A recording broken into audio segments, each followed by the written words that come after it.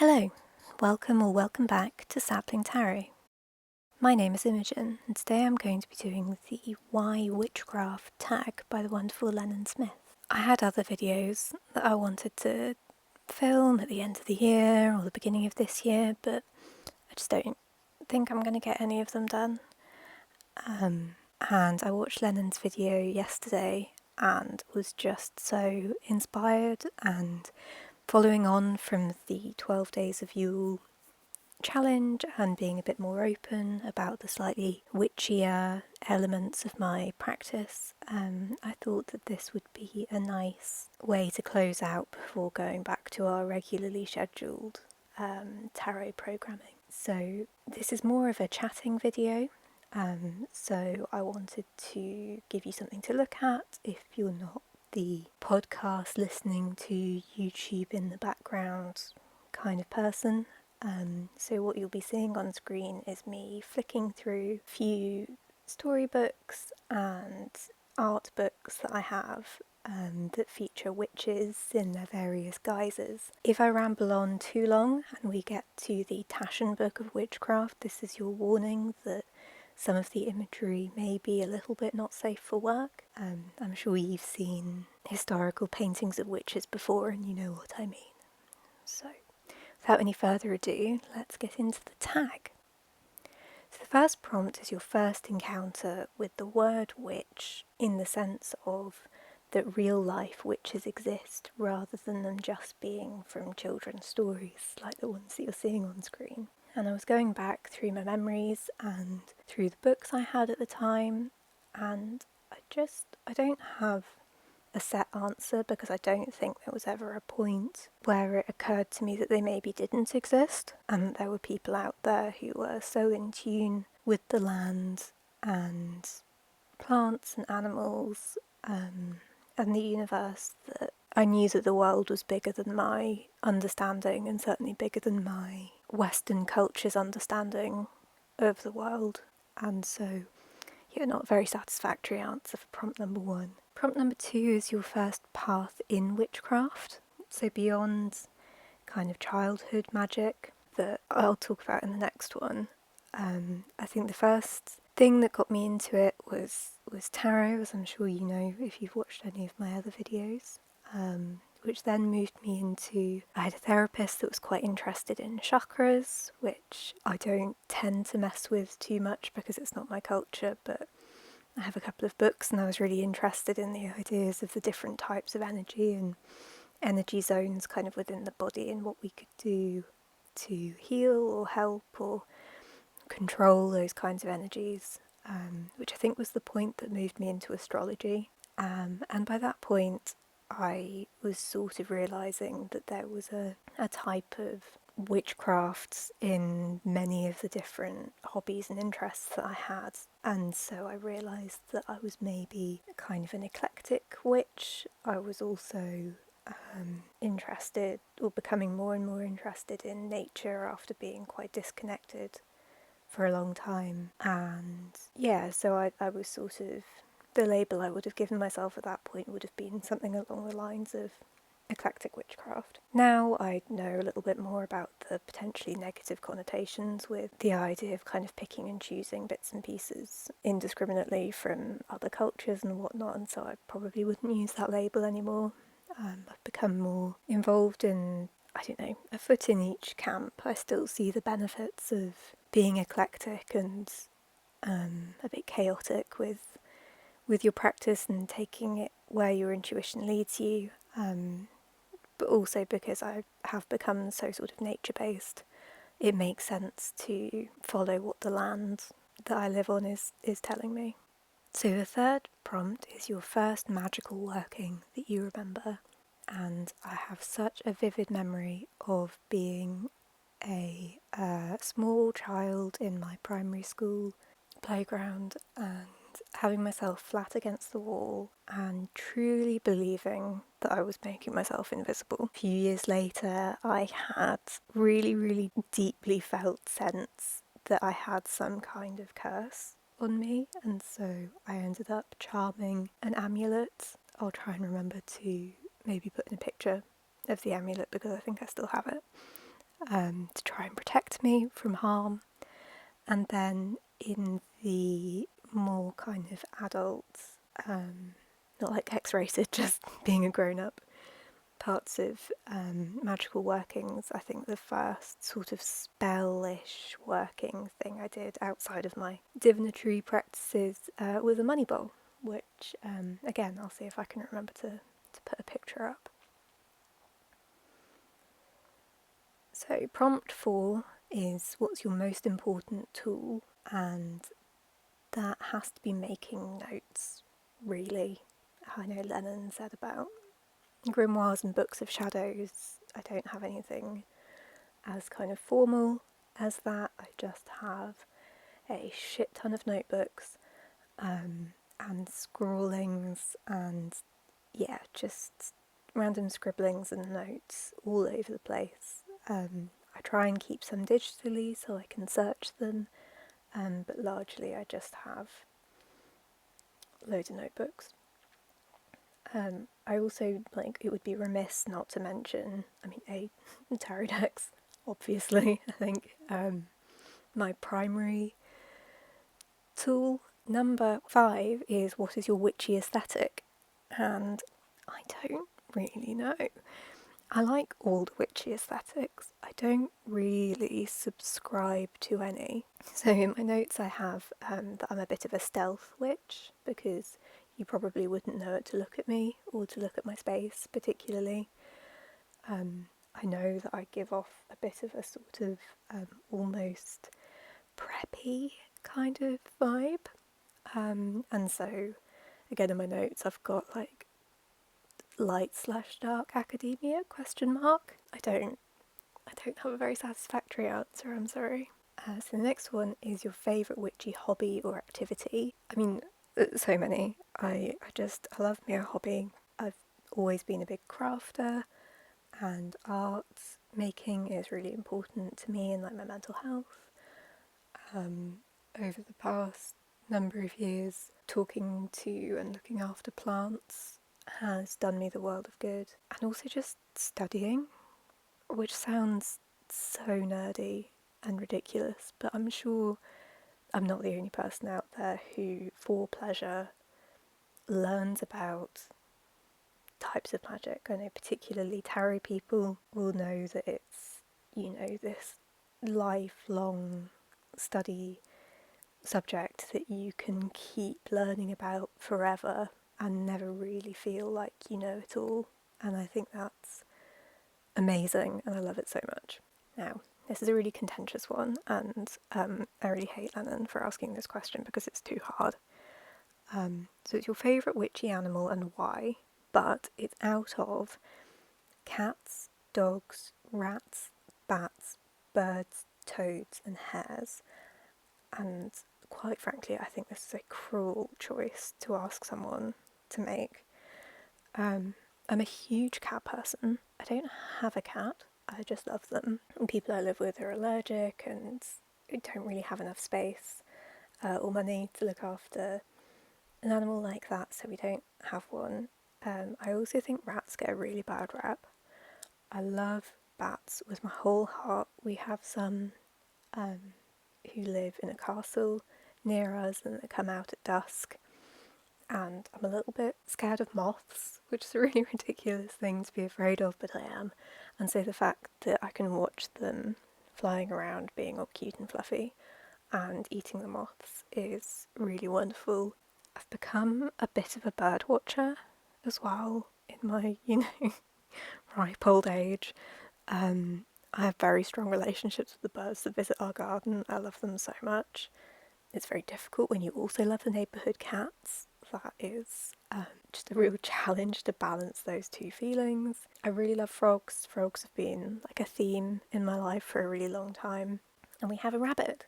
So, okay, not a hare, not quite as athletic as a hare, but how can I say that a rabbit adjacent creature isn't my favourite witchy animal, because the closest thing I have to a familiar is a rabbit.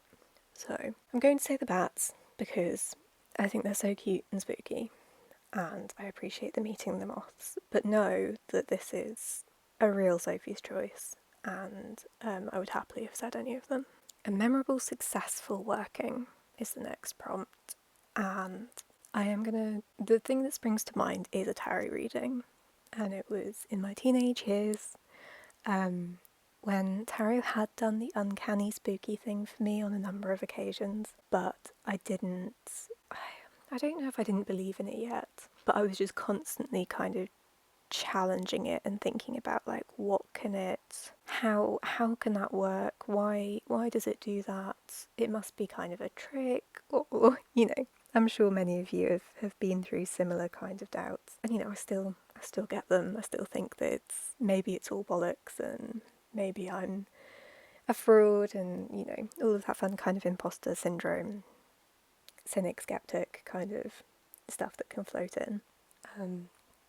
But in the space of the summer holidays, when I was probably about 15, I had one reading happen where I turned over the card to represent the querent, and the card had the person's name on it, and that was super fun. They were very freaked out, but like in a "oh my god, you're a witch" kind of way, rather than a "oh my god, actually burn her." But the really memorable one was where I effectively predicted my best friend's, shall we say, sexual debut. And as a teenager, that was the most hilarious and delicious thing to accidentally predict. And it still springs to mind whenever I use that deck. And I hope that person's out there and having a great life. And yeah, it makes me laugh. Most unpopular witchy opinion. So I don't know what are unpopular opinions. I know what my opinions are that maybe go against some of the things that I hear, but I also think that the kind of communities that I spend any sort of time in probably agree with me. In that, I'm a bit skeptical of the law of attraction and believe that people should think about these things with nuance and, consider them maybe slightly ableist or sanist or,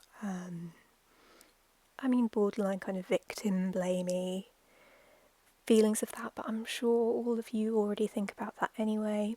I think I see a lot of people talking about how meditation is a really, really crucial part of magic, and I don't totally disagree.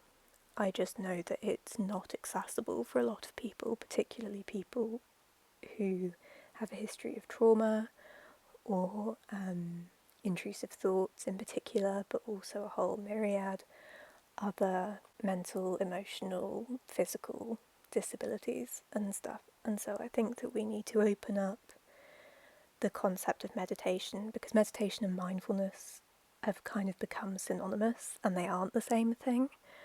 And I think that mindful activities can be just as beneficial as meditation and can be a lot less traumatic for people if that's something they struggle with. I know it certainly was for me. If you have intrusive thoughts or PTSD and stuff, then the moment that your mind is empty, it can feel really dangerous.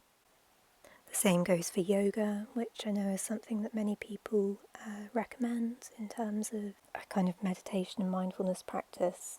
And again, for our disabled and people who hold physical trauma counterparts, I think it's really important that we consider the alternatives. And so mindful activities, so things like going for a walk or getting outside in nature,